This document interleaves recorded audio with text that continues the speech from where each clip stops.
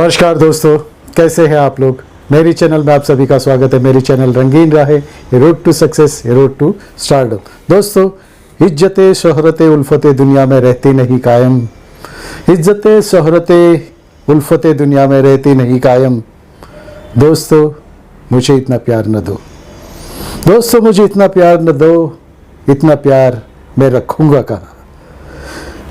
थोड़ा मेरे उस कल के लिए भी बचा के रखो। थोड़ा मेरे उस कल के लिए भी बचा के रखो। कल जो गुमनाम है, अनजान है। दोस्तों, आज मैं यहाँ हूँ, कल कोई और होगा। आज मैं यहाँ हूँ, कल कोई और था। वो भी एक दौर था, ये भी एक दौर है। दोस्तों, यही बात कही थी कुछ हमारे बॉलीवुड के पहले सुपरस्टार राजेश खन्ना जी ने। राजेश खन्ना जी ने ये बात तो कही थी, लेकिन जब उन्हें लाइफ टाइम अचीवमेंट अवार्ड मिला अमिताभ बच्चन साहब के हाथों से, तब उन्होंने जैसे कि अमिताभ जी को कह रहे हैं, क्यों कि उनकी और अमिताभ जी की कंपटीशन तो चल ही रही थी। जब नमक हराम फिल्म जो आई, उसके बाद दोनों में जो वहाँ से दूरियां बनती चली गई। क्योंकि नमक हराम में जब राजेश खन्ना ने देखा कि उसका अमिताभ जी का पार्ट बहुत बड़ा है और उनके डायलॉग्स भी बहुत अच्छे हैं, तभी उन्होंने कह दिया कि अब मुझे नीचे जाना पड़ेगा। उसके बाद जंजीर आई। जंजीर ने तो झंडे ही गाड़ दिए। एंग्री यंग मैन का जन्म हुआ। उससे पहले लवर बॉय थे राजेश खन्ना। लेकिन इंडिया के इतिहास में, भारत के इतिहास में बॉलीवुड के किसी भी स्टार को इतनी बड़ी प्रसिद्धि नहीं मिली, इतना बड़ा मकाम नहीं मिला। लेकिन उस मकाम पे डर भी था कि कभी भी गिर सकते हैं नीचे। उस मकाम को संभालने के लिए बहुत मुश्किल था। राजेश खन्ना बस यही समझते थे कि मुझसे मैं ही हूँ, मुझसे आगे कोई नहीं है। लेकिन अमिताभ उनको टक्कर दे रहे थे। अमिताभ ने उनके साथ आनंद में काम किया था और बहुत सी फिल्मों में काम किया था। लेकिन जब नमक हराम में काम किया, तब ही राजेश खन्ना को अपना आसन जगमगाता हुआ नजर आया। तो दोस्तों, तब से अमिताभ और उनके बीच में कुछ चल ही रहा था। तो दोस्तों, जब ये lifetime award Rajesh Khanna ji को मिला, तब उन्होंने ये लाइन कही थी, कल कोई और था, वो भी एक दौर था, ये भी एक दौर है। मतलब उन्होंने जैसे अमिताभ जी को कहा है कि कल मैं जहाँ था वहाँ कोई और था, वो भी एक दौर था, ये भी एक दौर है, यानी तुम भी वहीं नहीं रहोगे। तो दोस्तों, यही बात होती है जब कोई आदमी एकदम ऊंचाई पे पहुंच जाता है, फेम, मनी, सब कुछ, एवरीथिंग, जो चाहो मिल जाए। ट्रक भर भर के जो आदमी जो कि उनको मिलने आया करते थे, उनके घर के सामने सुबह से लाइन लग जाती थी। प्रोड्यूसर्स की लाइन लग जाती थी, डायरेक्टर्स की लाइन लग जाती थी, पब्लिक की तो लाइन लग जाती थी। कॉलेजियन लड़कियां मरती थी उन पे। तो दोस्तों, इससे पहले वीडियो में मैंने जो बताया था कि ये एक अनसर्टेनिटी है, लेकिन जिस वक्त आप काम करो तो आपको उस टाइप के पार्ट मिले, उस टाइप के जो एक्टिंग के लिए कुछ चांस मिले, तो दोस्तों वहीं से आपका शुरू हो जाता है सफ़र। लेकिन जैसे ही आप ऊपर चढ़ते जाओगे, एक साथ में 17 फिल्में गोल्डन जुबली देने वाले राजेश खन्ना, बस उनके नाम के सिक्के चलते थे। सिर्फ उन्होंने जो फिल्म साइन की, वो फिल्म धड़ाक से बिक जाती थी। और उनकी ये गारंटी थी कि उनकी फिल्म गोल्डन जुबली तो चलनी ही चलनी है। आन मिलो सजना, आनंद, ये सब बहुत ही फिल्में चली थी। आराधना के बाद तो उनको जैसे कि उनकी ट्रेन, उनकी भी गाड़ी सीधी चलने लगी। ऐसा कहा जाता है कि जो पेड़ झुकते नहीं हवा के झोंकों के सामने, वो टूट जाते हैं। तो ऐसा ही कुछ राजेश खन्ना जी में भी हुआ था। वो कभी झुके नहीं। वो जब उनका पड़ाव नीचे आ रहा था, जब फिल्में मिलना बंद हो गई थी, बहुत सुमसाम गुमनामी के अंधेरे में चले गए थे। दरवाजे पे घंटों इंतज़ार करते थे कोई प्रोड्यूसर का कि वो मुझे आए, साइन करे। लेकिन उनका घमंड या उनका अभिमान जो यहाँ चढ़ के बैठा था, वो किसी प्रोड्यूसर्स के पास उसे जाने से रोकता था। उन्हें ऐसा लगता था कि मैं काम मांगने क्यों जाऊँ, मैं तो सुपरस्टार हूँ, मेरे पास आने चाहिए। लेकिन कुछ बातें ऐसी होती है जो करनी चाहिए, वक्त के साथ आदमी को बदलना चाहिए।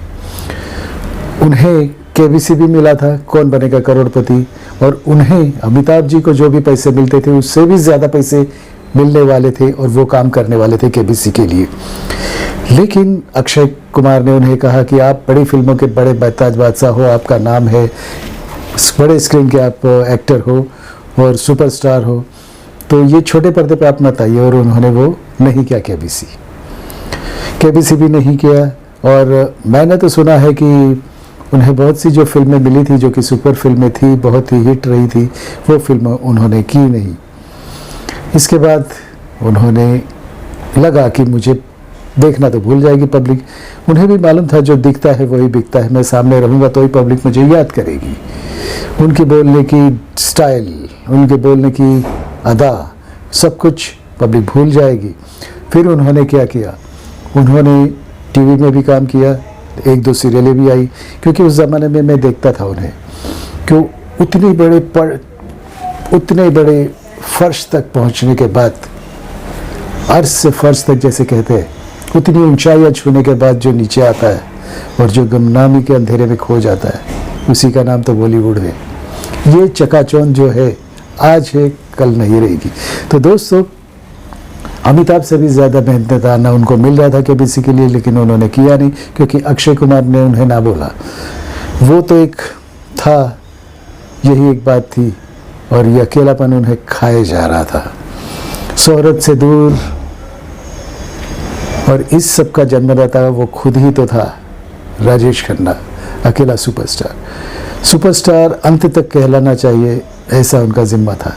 दोस्तों, मैंने तो ये भी सुना है, यह सही बात भी है, कि जिस वक्त वो बीमार थे और लास्ट टाइम पे थे, जो अंत घड़ी में थे, तब अमिताभ जी उनके पास गए, उनके मुंह से उनके नज़दीक गए, तब उन्होंने एक ही बात कही कि दोस्त पैकअप,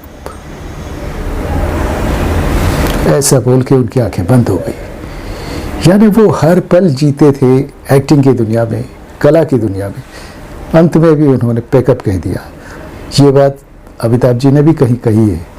तो दोस्तों, ये होता है, लगाव हो जाता है कैमरे के सामने आने का, जो एक आदत सी हो जाती है, और अचानक छूट जाए तो वो भी आपको सहन करना पड़ेगा। दोस्तों, ज़रूरी है कि आपको दोनों बातें जाननी चाहिए। आज आप हो, कल कहीं और होगा, क्योंकि ये दौर चलता ही रहेगा। पहले लवर बॉय की जो छाप थी वो चलती थी राजेश खन्ना जी के पास, क्योंकि उस वक्त पे उन्हें फिल्में भी ऐसी मिली थी, कहानियाँ भी ऐसी मिली थी, राइटर्स भी ऐसे मिले थे, और सबसे अच्छे तो गायक भी ऐसे मिले थे। लगता था कि किशोर कुमार गा रहे सिर्फ और सिर्फ राजेश खन्ना जी के लिए ही गाते थे। हर गाने में ऐसा लगता था कि राजेश खन्ना जी ही गा रहे, क्योंकि उनका मैनरिज्म किशोर जी ने पहचान लिया था, और उनके लिए ही गाने बनते थे। दोस्तों, यही होता है, यानी चकाचौंध तो है, लेकिन आज आप हो, कल उससे दूर भी जाना पड़े, एकदम पहचान भी बनेगी और एकदम गुमनामी के अंधेरे में भी चले जाओगे। तो ये आपको जानना बहुत ज़रूरी है। आप एक्टिंग के फील्ड में हो तो ये तो आपको जानना ही पड़ेगा कि जितनी शोहरत मिलती है उतनी शायद नफ़रत भी मिलती है, गुमनामी भी मिलती है, उसके लिए भी तैयार रहना चाहिए। दोस्तों, ये कुछ कंक्लूडिंग पार्ट था मेरा अगले वीडियो का।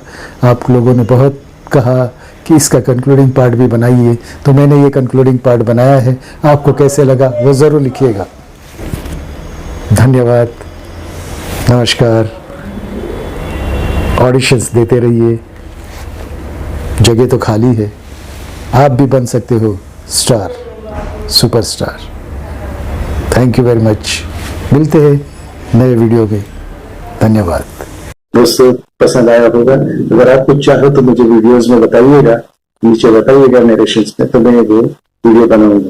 तो दोस्तों, भारत माता की जय, वंदे मातरम।